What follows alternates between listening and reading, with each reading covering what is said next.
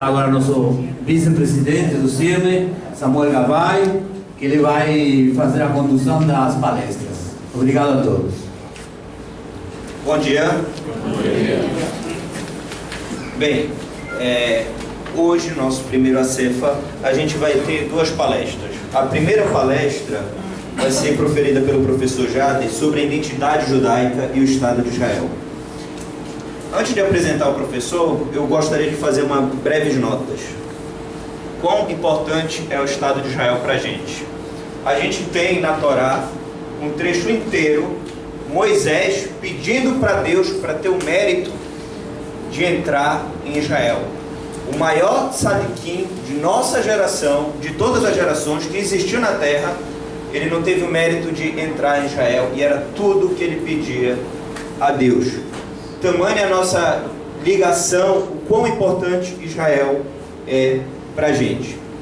O importante, por causa dessa ligação, é que nunca deixou de haver judeus em Israel.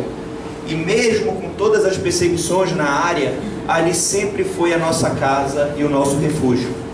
Durante a Inquisição, fugimos, grande parte, para Israel.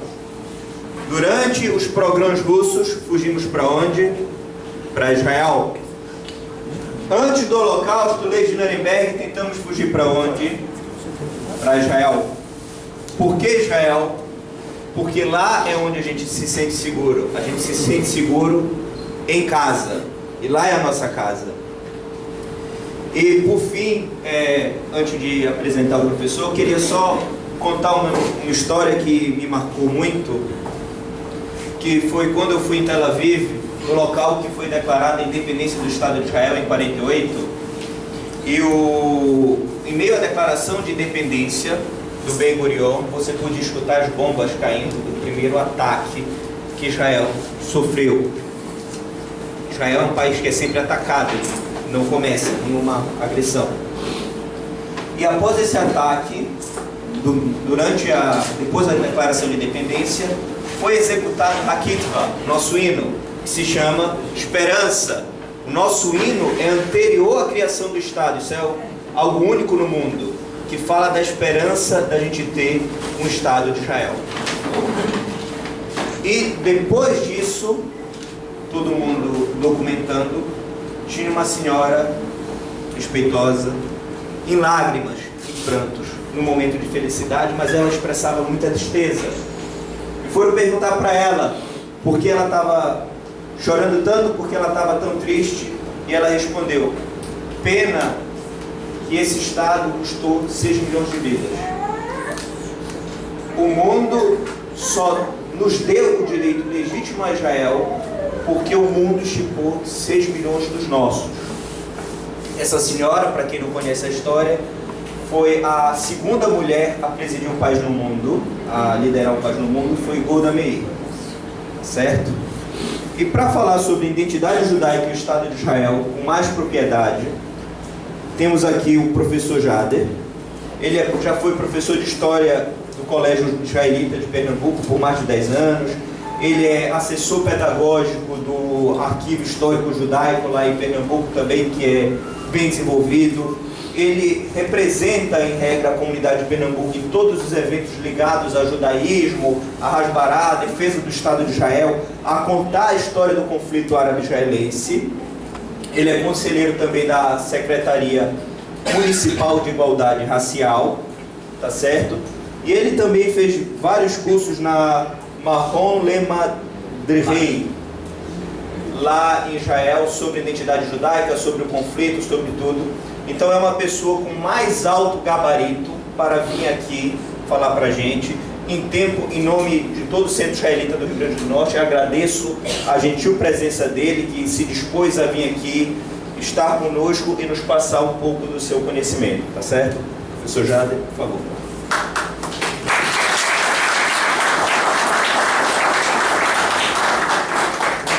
Obrigado. Boker Tov, Shalom a todos. É uma alegria muito grande estar aqui, presenciar esse encontro, esse congraçamento, um domingo pela manhã. Natal para mim tem um certo significado, porque a minha família materna Meus avós, quando saíram da Europa Oriental, da Bessarabia, eles aportaram aqui em Natal. Minha mãe nasceu aqui em Natal, passou sua infância, adolescência, toda a família dela, depois seguiu o caminho para Recife. Então, é uma satisfação poder estar aqui com vocês nesse domingo. Se a gente para pensar sobre a questão da identidade judaica, a gente vai ver que ela pode se expressar de diversas formas. Talvez eu seja um dos poucos aqui nesse recinto que não estou usando um kippá nesse momento, assim como o nosso presidente. Costumo usar a kippá no Beit HaKnesset, na sinagoga, não tenho o hábito de usá-la no dia a dia. Tenho um profundo respeito por todos que a usam permanentemente. O judaísmo, ele é visto por muitos como uma religião. E ele é uma religião. A religião judaica ela é muito clara, ela tem seus princípios, seus dogmas. Mas o judaísmo, ele tem um conceito que extrapola o de ser apenas uma religião. O judaísmo é uma nacionalidade, o judaísmo é uma cultura, o judaísmo é um processo histórico, o judaísmo é um código ético de valores. Cada um de nós que nos identificamos com o judaísmo, podemos encontrar dentro dele um acervo tão fantástico, tão rico, que cada um pode buscar a sua identidade pessoal dentro da identidade coletiva de ser judeu. Quem talvez tenha dado a melhor conceituação sobre o que é judaísmo tenha sido o filósofo Martin Buber, quando usou o termo civilização judaica. Nós fazemos parte de uma civilização, com todos esses processos que eu me referi agora há pouco. Se a gente para pensar das grandes personalidades judaicas da história, quem vocês me citariam? Um personagem judeu muito importante na história. Quem diria? Qualquer um. Karl Marx. Outro. Einstein. Em várias vertentes diferentes, né? Karl Marx, Seib, Albert Seib, Charles Chaplin, Spinoza, Freud, Leon Trotsky.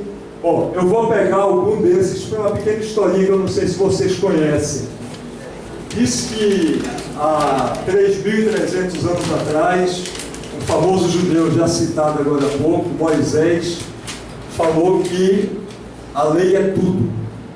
A lei, Torá, a lei é tudo. 1.300 anos depois, um outro judeu bastante conhecido, não apenas por nós, Yoshua, Jesus de Nazaré, falou que o amor é tudo. Passou-se muito tempo até que um outro judeu famoso, citado aqui, Karl Marx, falou que o capital é tudo. Tempos depois, o Sigmund Freud, psicanalista, falou que o sexo é tudo. Mas depois dele surgiu um outro judeu famoso, chamado Albert Einstein, e disse: tudo é relativo. Então, a verdade de cada um, a compreensão de cada um, quando o Einstein fala tudo é relativo, ele mostra como os conceitos são muito amplos, muito diversos, e são não excludentes, mas complementares. Como é que começa a história judaica? Qual é o ponto de referência? Qual é o marco zero do nosso povo? Está ligado a um personagem, Abraão. Abraão, há 4.000 anos atrás, vivia na cidade de Ur, na Mesopotâmia, e ele resolve, segundo a Bíblia, segundo o Tanar, inspirado por Deus, a sair da terra que ele vivia e ir para uma nova terra, a terra prometida, a terra de Canaã. E ele sai de sua terra, ele sai de um código de crenças familiares, de um politeísmo, de uma crença em diversos deuses, e vai para uma nova terra e faz um pacto com Deus. Que pacto é esse? Deus promete a ele que toda aquela terra, ele olhe para o norte, para o sul, para o leste, oeste, e tudo aquilo que ele vê pertencerá à sua descendência. E que essa descendência seria tão numerosa como as estrelas do céu e os grãos de areia da terra. E o que é que Abraão promete a Deus? A sua crença e a crença de sua descendência nesse único Deus. Não um Deus como se acreditava antes, que representava forças da natureza. O trovão seria uma expressão de Deus, o sol seria um Deus para outras religiões. Tudo aquilo que a humanidade não compreendia e temia era colocado no plano de uma divindade. E Abraão nos passa o conceito de um Deus criador de tudo que existia, criador dos céus e da terra, e um Deus que criou o universo, e criou a terra, e criou o homem como a sua máxima expressão da criação, e que esse homem deveria ser o parceiro de Deus no processo de criação. Ou seja, o judaísmo nos ensina que aquele processo do Gênesis, a criação do mundo, naqueles 7 simbólicos dias, que a criação não se encerra ali, a criação se inicia ali, e a criação continua existindo a cada momento, e que cada um de nós somos os parceiros de Deus nesse processo de criação, para o bem ou para o mal.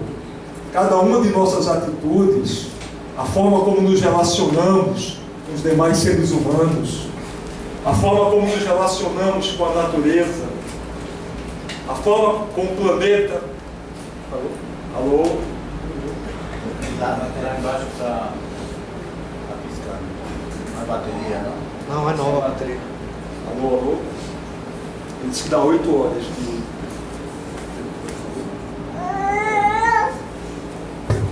Agora não. Voltou.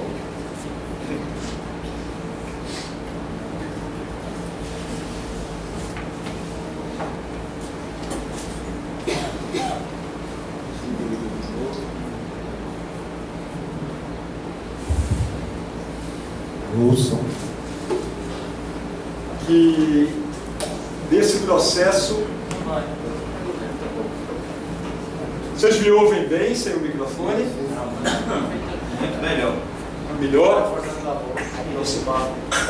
Então, nós, no nosso dia a dia, nas nossas atitudes, nós estamos contribuindo com Deus nesse processo permanente de criação. E a partir de Abraão e a partir do conceito da terra prometida, o judaísmo se desenvolve. E nós vamos ver que essa história milenar judaica é uma história de idas e vindas. É uma história de saída dessa terra e retorno a essa terra. Quando Isaac, filho de Abraão, que teve 2 filhos, Esaú e Jacó, e enxergava em Jacó aquele que daria continuidade ao pacto de Abraão com Deus, e ele se preocupa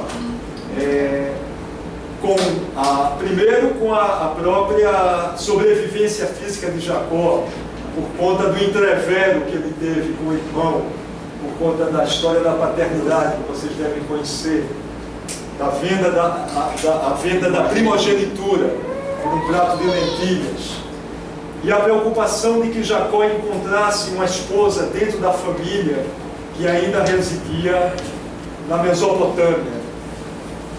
Então, Jacó vai à Mesopotâmia, à casa de seus familiares, e a história conta que trabalhou durante 14 anos para ter a sua amada esposa Raquel, teve que casar primeiro com Lia, e mais 2 servas. De suas 4 esposas, os seus filhos, com ele, todos eles, retornam à terra de Canaã. E dos 12 filhos, de 10 dos seus filhos e 2 dos seus netos, vai se formar as 12 tribos de Israel. Porque Jacó muda o seu nome de Israel a partir do episódio bíblico, quando ele luta como anjo de Deus, e a partir daí Deus diz: você não mais se chamará Jacó, e sim Israel. E a partir daí, os descendentes de Israel passam a ser conhecidos como os israelitas. E esses israelitas, que voltam a viver na terra de Canaã, são assolados por uma grande seca. Tem todo o episódio da história dos irmãos, que José era um sonhador, um visionário, era mal visto por seus irmãos, e José termina sendo vendido como escravo da terra do Egito. E José, por sua inspiração divina, termina saindo de um simples servo, de um prisioneiro, e vem a se tornar, a partir da interpretação dos sonhos do faraó, o homem mais importante do Egito depois do faraó, e termina por sua família toda, na época de seca, de busca de alimentos, migrando para o Egito. E os filhos de Israel se instalam no Egito por várias gerações, até que a mudança da dinastia egípcia faz com que os israelitas sejam escravizados, passem por todas as agruras da escravidão, até que surge o episódio da figura histórica de Moisés, como instrumento de Deus para a libertação do seu povo. Moisés, que é criado na corte egípcia, criada pela princesa egípcia, e que descobre suas origens e se refugia no deserto. E tem um episódio da sarça ardente, do seu encontro com Deus, da sua missão, o retorno ao Egito e a libertação de seu povo para mais um retorno à terra de Canaã. Moisés, ele cumpre 3 grandes missões para o judaísmo.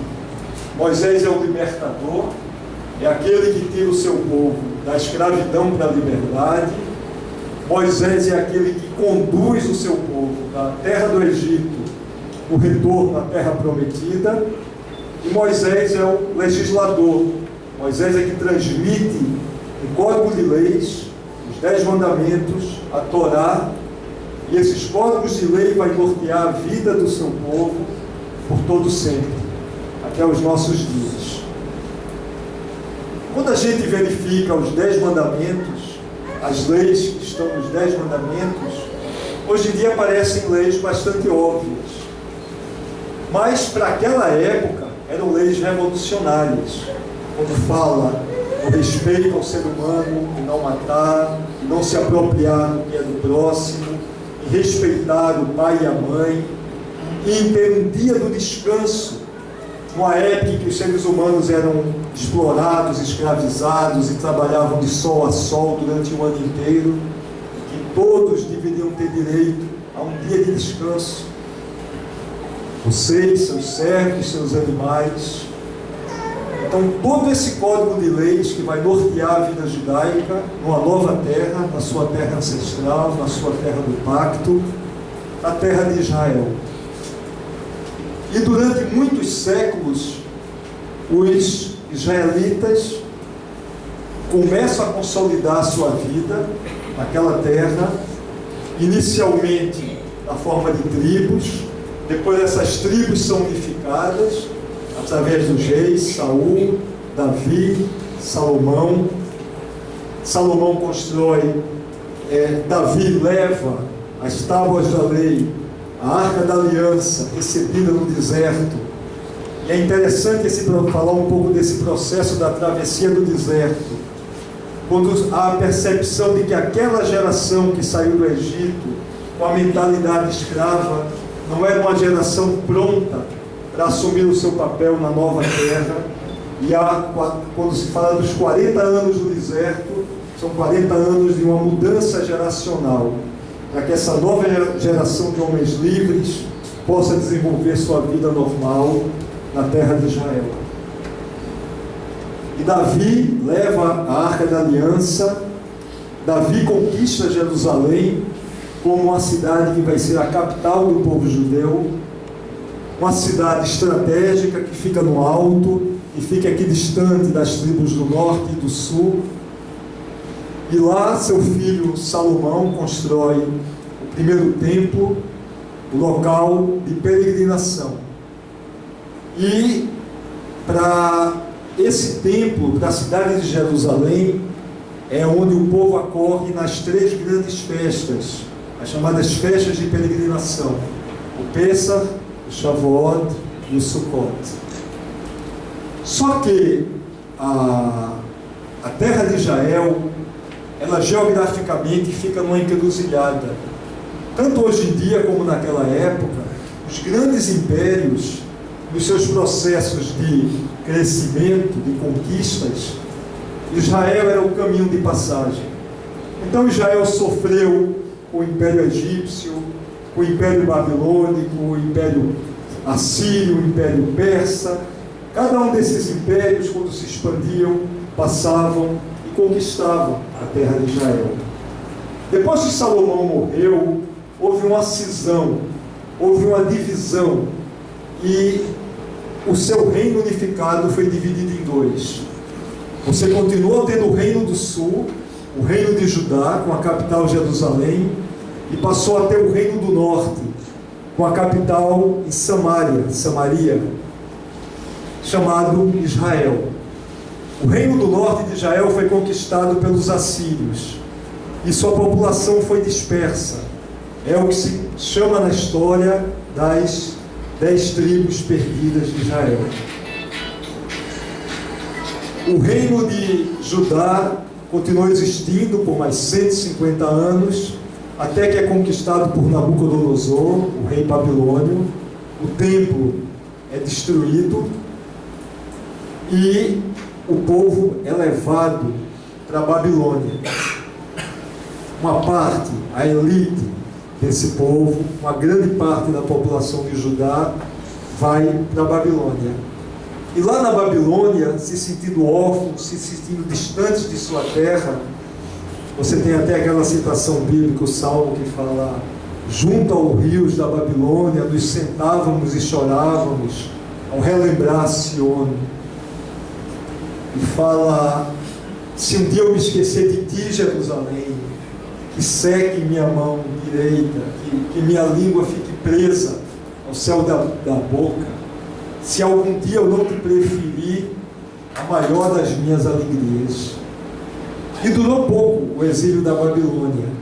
Com o declínio do Império Babilônico, conquistado por Ciro, rei dos persas, Ciro permite a todos os povos que cada um retorne ao seu lar de origem. E uma parte do povo, aí já começamos a falar em povo judeu, judeus, aqueles que viviam no reino do sul, de Judá, que era a tribo de Judá e a tribo de Benjamim. Então, os judeus podem retornar à sua terra. A maioria não retorna, a maioria fica, mas muitos retornam. Você já está aí criando o processo da diáspora judaica, dos judeus que continuam vivendo na Babilônia. Que é importante dizer que a Babilônia na época era um grande centro do mundo, os jardins suspensos, a irrigação, a grande cidade. Era um país muito mais próspero, muito mais desenvolvido, e muitos se seduziram por essa vida na Babilônia, mas muitos voltaram, o templo é reconstruído, a vida é retomada sob o controle do Império Persa, até que vem um novo grande império, o Império Macedônico, Alexandre o Grande, que conquista toda aquela região. E após a morte de Alexandre, o seu grande reino, o Império Macedônico, é dividido entre seus generais. E aquela região inicialmente fica sob o controle do general Ptolomeu, o Império Ptolomaico, que tinha sua capital em Alexandria, no Egito, e depois pelo Império Seleucida, do general Seleuco, cuja capital era em Antioquia, onde hoje em dia é a Síria. E a gente vai conhecer aquele episódio da revolta dos Macabeus contra o domínio Seleucida. Matitial e seus filhos, que lutam contra o domínio. O pessoal fala grego, na verdade não é grego, é o domínio do Império Seleucida, que utilizava a cultura helenística, que era a cultura grega mesclada com as culturas orientais, que queria ser imposta a todos os povos. E os judeus se sentiam afrontados, tendo sua cultura sendo sublimada, sendo abaixada, em detrimento à imposição da cultura grega. E há uma vitória dos macabeus, a retomada de Jerusalém, a purificação do templo, que dá origem à festa de Hanukkah, o famoso milagre de Hanukkah, de que a chama que deveria durar apenas um dia, o azeite purificado que eles tinham, dura os 8 dias, que permite que até que um novo azeite seja confeccionado. E finalmente há o... Desculpa, eu estou correndo aí 2000 anos em 10 minutos para a gente poder ter uma perspectiva. Até que finalmente o último grande império da humanidade, o Império Romano, conquista aquela região. E a partir do domínio romano, o templo é destruído. O segundo templo, aquele templo que tinha sido inclusive ampliado por Herodes. Herodes era, na verdade, ele não era, a família dele não era judia de origem. Eles eram um povo, os idumeus convertidos. É um episódio até curioso. O judaísmo normalmente é vítima do proselitismo religioso, mas naquele momento os judeus haviam convertido os idumeus, ou edomitas, que biblicamente seriam os descendentes de Esaú, irmão de Jacó. E o Herodes era um idumeu convertido à religião judaica, mas que se torna um títere na mão dos romanos, e é um rei cruel, responsável pela morte de muitos judeus, ele a serviço dos romanos. Mas ele ampliou o templo de Jerusalém, inclusive construindo o que hoje é um dos poucos resquícios do templo, o Muro das Lamentações, o Kotel Amaravi, que circundava o templo e que é o nosso grande objeto de recordação do templo sagrado de Jerusalém. E a partir dos romanos se dá a grande diáspora judaica. Mas como foi citado aqui, nunca deixou de haver presença judaica em Eretz Israel. Mesmo durante os 2000 anos de diáspora, os judeus continuaram sempre tendo presença, mesmo que minoritária. E durante todos esses 2000 anos, a terra de Israel, ora fez parte do Império Romano, ora fez parte do Império Bizantino, que é sucedânea do Império Romano do Oriente, após a divisão. Depois foi conquistado um certo período pelos persas, foi conquistado depois pelos árabes, a invasão árabe a partir de Maomé, no século VII. Depois é conquistado pelos turcos otomanos durante 400 anos, faz parte do Império Otomano, até que na Primeira Guerra Mundial é conquistado na repartição que a Inglaterra e a França fazem do espólio do Império Turco Otomano, passa a fazer parte do ser mandato britânico, o mandato britânico da Palestina. Todo esse processo histórico, durante todo esse tempo, os judeus que tinham aquela ligação histórica, umbilical com aquela terra, a terra de Israel, a terra para a qual Abraão emigrou, a terra para a qual Jacó retornou, a terra que Moisés conduziu o seu povo, a terra que, durante inúmeros momentos de perseguição, os judeus buscavam seu retorno para esse local. Ano a ano diziam, Bashaná, Baab, Yerushalayim, e no ano que vem, em Jerusalém, sempre aquele sonho da restauração de sua vida naquela terra.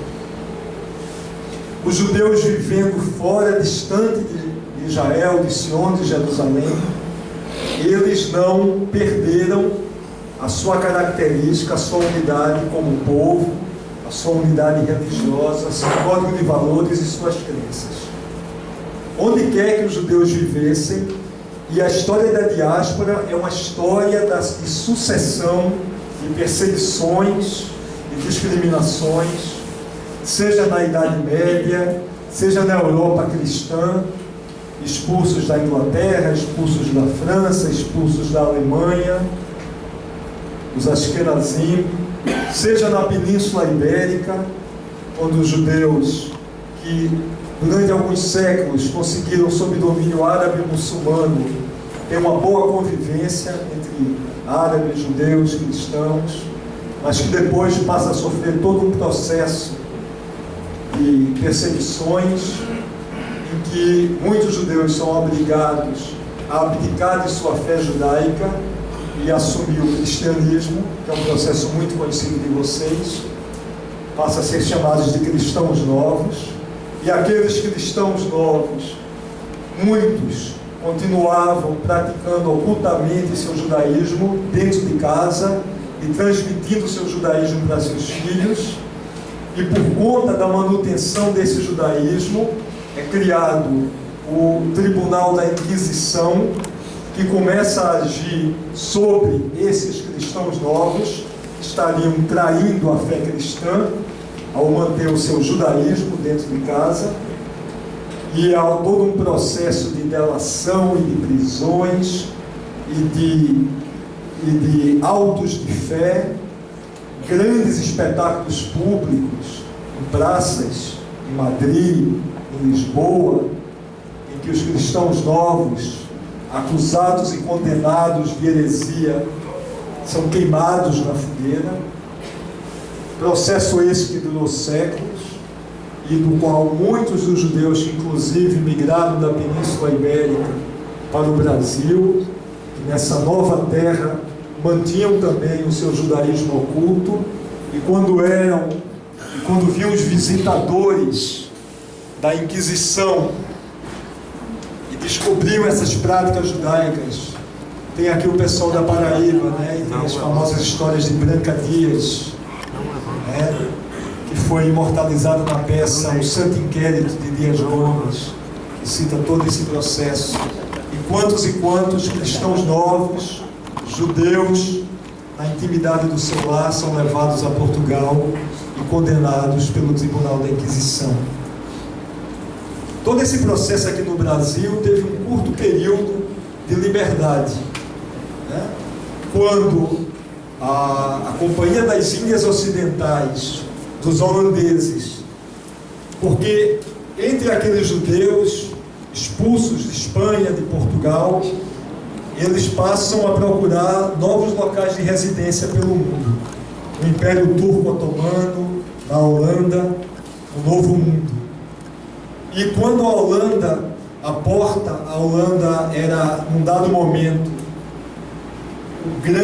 possuía a maior marinha mercante do mundo, não militar, mercante, e o açúcar era a grande riqueza, o grande produto de exportação da época, e o Brasil se torna um grande produtor de açúcar, e a Holanda, que já fazia o comércio, quer ter o controle das fontes produtoras de açúcar, e conquista algumas cidades do litoral do Nordeste.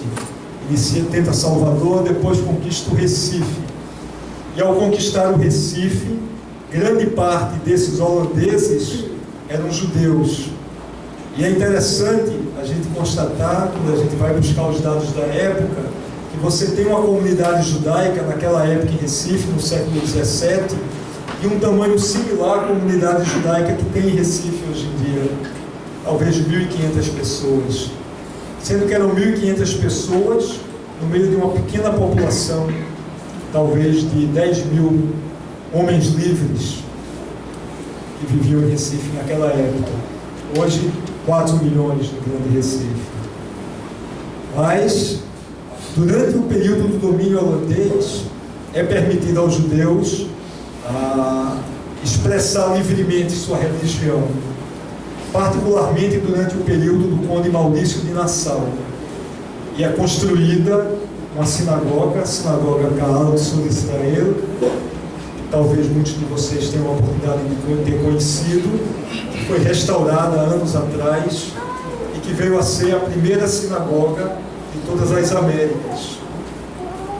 E quando a expulsão dos holandeses pelas forças portuguesas, e já não é mais permitido aos judeus praticarem o judaísmo no Brasil livremente, muitos desses judeus se embrenham para o interior, nos sertões, para não serem perseguidos e poderem manter sua identidade judaica. E essa tradição vai sendo transmitida oralmente de pai para filho durante muitas gerações.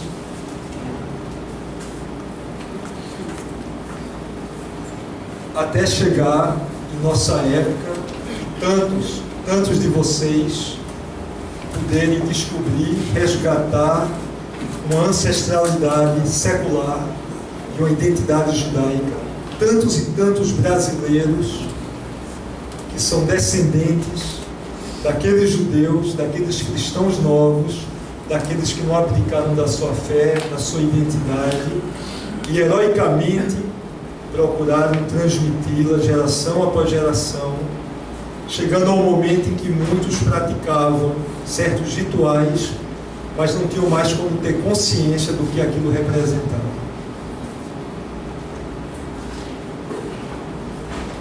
São muitos processos históricos, porque a história judaica, diferentemente da história de tantos outros povos, que teve ligada ao longo de toda a sua existência a um território, os judeus, ao perder o seu território, tiveram que continuar construindo a sua história durante as mais diversas épocas, dos mais diferentes lugares.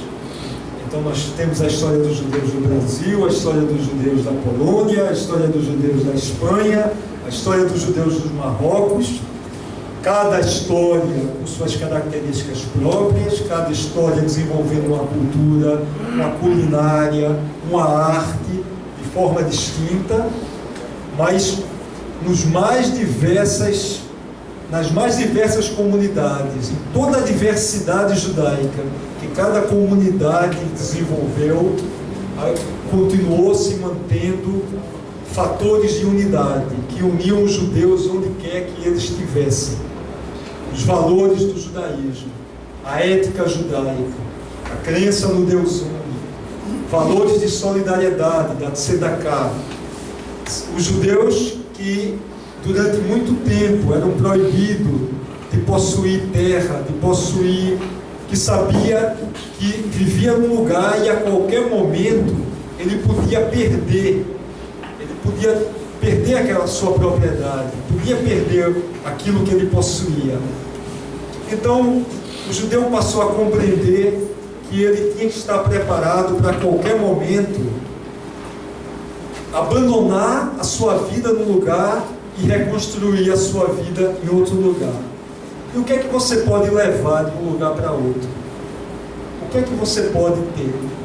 Duas coisas: dinheiro em espécie, alguma forma de meio de compra que você possa utilizar em outro local. E daí porque o judeu, durante muito tempo, cumpriu um papel que a igreja condenava aos seus fiéis, de ser intermediário financeiro, de ser coletor de impostos, de iniciar uma incipiente atividade bancária na Idade Média. E mais importante do que isso, o judeu sabia de que aquilo que ele aprendia, o conhecimento adquirido, aquele conhecimento não se perde. Ele continua, ele leva junto com ele para onde ele fosse. Ele transmite para os seus filhos. E seus filhos transmitem para os seus netos. E esse conhecimento permitiu ao judeu não só manter a sua identidade, como permitiu ao judeu desenvolver as mais diversas habilidades para conseguir continuar sobrevivendo no mundo hostil. Muito se comenta por que é que o judeu às vezes se destaca tanto. Por que é que existem judeus que se destacam em profissões liberais, no comércio, na arte, professores, músicos, os mais diversos ofícios humanos?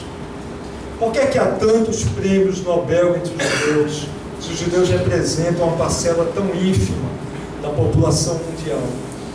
Teria um judeu um G especial que o diferencia dos outros? Porque o antissemitismo, o processo de discriminação judaica, em dados momentos cita o judeu como uma raça inferior. Em dados momentos quer citar o judeu como uma raça superior. O judeu não é superior, nem é inferior. O judeu é um ser humano igual a qualquer outro ser humano. Mas os judeus possuem um processo histórico que explica por que é que ele dá um valor especial à educação, ao conhecimento. Na antiguidade, quando a religião era um monopólio de uma casta sacerdotal, as mais diversas religiões que existiam era do conhecimento de uma casta, e a população em geral não tinha esse conhecimento e dependia dos seus sacerdotes. O judaísmo considerava de que todo judeu deveria saber ler, teria que ler por si próprio a Torá, o Tanar, de uma forma geral, ler, conhecer, interpretar. Então, no mundo que era analfabeto, que as pessoas não sabiam ler e escrever, os judeus sabiam, por um motivo religioso, porque a religião judaica preconizava a importância de que todos pudessem conhecer o texto sagrado. Durante o período romano, há 2000 anos atrás, houve uma espécie de um ministro da educação judaico que tomou a iniciativa de que em cada cidade, em cada aldeia judaica, na antiga Judeia, deveria existir uma escola primária, onde todas as crianças teriam que aprender a ler e escrever. Vocês sabem em que outro momento da história houve um processo similar? Em que país surgiu uma lei similar a essa? No século XIX, nos Estados Unidos. Uma lei que obrigava, que dizia que toda criança tinha o direito a aprender a ler e escrever. Isso aconteceu há 2000 anos atrás na Judeia. Então, essa importância de adquirir a cultura, o conhecimento, de ter acesso a isso, é um legado fundamental do judaísmo. E isso permitiu aos judeus se manter e transmitir seu legado através das gerações. Vocês sabem que um pai, uma mãe judia, ele é capaz de abdicar de qualquer coisa, ele é capaz de passar por qualquer necessidade, fazer qualquer tipo de economia, às vezes até na sua própria alimentação, mas ele vai procurar dar a melhor educação possível a seus filhos. Isso não é algo que se aprende em uma ou duas gerações, isso é um legado que se traz ao longo da história. E existe uma outra coisa, na minha opinião, muito importante. Por que é que o judeu tem esse apreço e o judeu teve essa capacidade de desenvolver o conhecimento? Porque desde Abraão, vocês devem conhecer o episódio de Sodoma e Gomorra, quando Deus diz a Abraão: existem duas cidades que vivem no pecado, eu vou destruir essas cidades, as cidades de Sodoma e Amora, Sodoma e Gomorra. E Abraão, simples homem diante de Deus, resolve inquirir Deus. Mas Deus, e se houverem, não me lembro exatamente o que diz o texto, se houverem 50 homens justos, o Senhor vai